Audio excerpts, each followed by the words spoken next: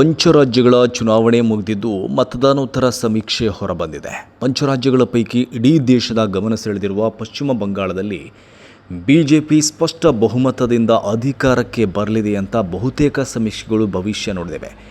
ಈ ಬಾರಿ ಮಮತಾ ದೀದಿಯ ಟಿಎಂಸಿ ಪಕ್ಷದ ಗೆಲುವಿನ ಓಟಕ್ಕೆ ಬ್ರೇಕ್ ಬೀಳಲಿದ್ದು ಪಶ್ಚಿಮ ಬಂಗಾಳದಲ್ಲಿ ಬಿಜೆಪಿ ಅಧಿಕಾರ ಹಿಡಿಯಲಿದೆ ಅಂತ ಎಕ್ಸಿಟ್ ಪೋಲ್ಗಳು ಅಂದಾಜಿಸಿವೆ.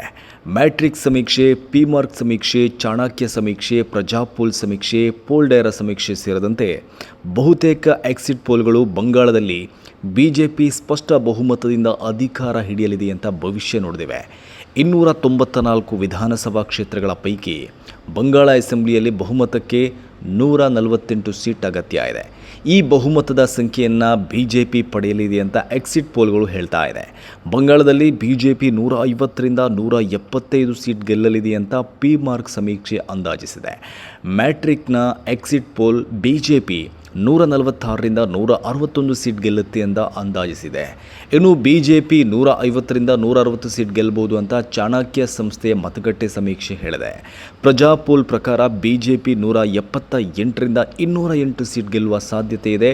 ಇನ್ನು ಪೋಲ್ ಡೈರಿ ಸಮೀಕ್ಷೆ ಬಿಜೆಪಿ 142ರಿಂದ 171 ಕ್ಷೇತ್ರಗಳಲ್ಲಿ ಗೆಲ್ಲಲಿದೆ ಅಂತ ಭವಿಷ್ಯ ನುಡಿದಿದೆ. ಹಾಗಂತ ಬಂಗಾಳದ ಎಕ್ಸಿಟ್ ಪೋಲ್ಗಳೇ ನಿಜವಾಗಲಿದೆ ಅಂತ ನಂಬೋಕೆ ಆಗಲ್ಲ. ಯಾಕಂದರೆ ಕಳೆದ ಸಲ 2021ರ ಪಶ್ಚಿಮ ಬಂಗಾಳ ವಿಧಾನಸಭಾ ಚುನಾವಣೆ ವೇಳೆ ಎಕ್ಸಿಟ್ ಪೋಲ್ಗಳ ಭವಿಷ್ಯ ನಿಖರವಾಗಿರಲಿಲ್ಲ. 2021ರ ಬಂಗಾಳ ಅಸೆಂಬ್ಲಿ ಚುನಾವಣೆಯ ಮತಗಟ್ಟೆ ಸಮೀಕ್ಷೆ ಮತ್ತು ಫಲಿತಾಂಶಕ್ಕೂ ತುಂಬ ವ್ಯತ್ಯಾಸ ಇತ್ತು. 2021ರಲ್ಲಿ ಜನ್ ಕಿ ಬಾತ್ ಸಮೀಕ್ಷೆ ಬಿಜೆಪಿ 167ರಿಂದ 185 ಸೀಟ್ ಗೆಲ್ಲಲಿದೆ ಅಂತ ಹೇಳಿತ್ತು. ಎಬಿಪಿ ಸಿ ವೋಟರ್ ಸಮೀಕ್ಷೆ ಬಿಜೆಪಿಗೆ 110ರಿಂದ 121 ಸೀಟ್ ಸಿಗುತ್ತೆ ಅಂತ ಹೇಳಿತ್ತು. ಬಿಜೆಪಿ 134ರಿಂದ 160 ಸೀಟ್ ಗೆಲ್ಲುತ್ತೆ ಅಂತ ಆಕ್ಸಿಸ್ ಸಮೀಕ್ಷೆ ಹೇಳಿತ್ತು. ಆದರೆ ಫಲಿತಾಂಶ ಬೇರೆಯೇ ಬಂದಿತ್ತು. ಟಿಎಂಸಿ 215 ಕ್ಷೇತ್ರಗಳನ್ನು ಗೆದ್ದಿತ್ತು. ಬಿಜೆಪಿ ಕೇವಲ 77ರಲ್ಲಿ ಮಾತ್ರ ಗೆಲುವು ಕಂಡಿತ್ತು. ಹಾಗಾಗಿ ಬಂಗಾಳದ ಈ ಬಾರಿಯ ಎಕ್ಸಿಟ್ ಪೋಲ್ ವಾಸ್ತವಕ್ಕೆ ಹತ್ತಿರವಾಗಿದೆ ಅಂತ ನಂಬೋಕೆ ಆಗಲ್ಲ. ಅದು ನಿಖರವಾಗಿದೆ ಅಂತ ಹೇಳೋಕ್ಕೂ ಸಾಧ್ಯ ಇಲ್ಲ. ಅಲ್ಲದೆ ಈಗಿನ ಕಾಲದಲ್ಲಿ ಎಕ್ಸಿಟ್ ಪೋಲ್ಗಳು ಬಿಜೆಪಿ ಪ್ರಾಯೋಜಿತ ಎಂಬ ಆರೋಪವೂ ಇದೆ. ಈಗೀಗ ಈ ಚುನಾವಣಾ ಪೂರ್ವ ಸಮೀಕ್ಷೆಗಳು ಮತ್ತು ಚುನಾವಣೋತ್ತರ ಸಮೀಕ್ಷೆಗಳು ನಂಬಿಕೆಗೆ, ವಿಶ್ವಾಸಾರ್ಹತೆಗೆ ಅರ್ಹ ಆಗಿಲ್ಲ. ಇನ್ನು ತಮಿಳುನಾಡಿನ ಅಸೆಂಬ್ಲಿ ಚುನಾವಣೆಯ ಎಕ್ಸಿಟ್ ಪೋಲ್ ಪ್ರಕಾರ ಬಹುತೇಕ ಸಮೀಕ್ಷೆಗಳು ಡಿಎಂಕೆ ಮರಳಿ ಅಧಿಕಾರಕ್ಕೇರಲಿದೆ ಅಂತ ಭವಿಷ್ಯ ನುಡಿದಿದೆ. ಪಿಮಾರ್ಕ್, ಪೀಪಲ್ ಪಲ್ಸ್, ಮ್ಯಾಟ್ರಿಕ್ಸ್, ಪ್ರಜಾಪೋಲ್ ಸೇರಿದಂತೆ ಬಹುತೇಕ ಸಮೀಕ್ಷೆಗಳು ಡಿಎಂಕೆ ಮೈತ್ರಿಕೂಟ 125ರಿಂದ 168 ಕ್ಷೇತ್ರಗಳಲ್ಲಿ ಗೆಲುವು ಸಾಧಿಸಲಿದೆ ಅಂತ ಭವಿಷ್ಯ ನುಡಿದಿವೆ.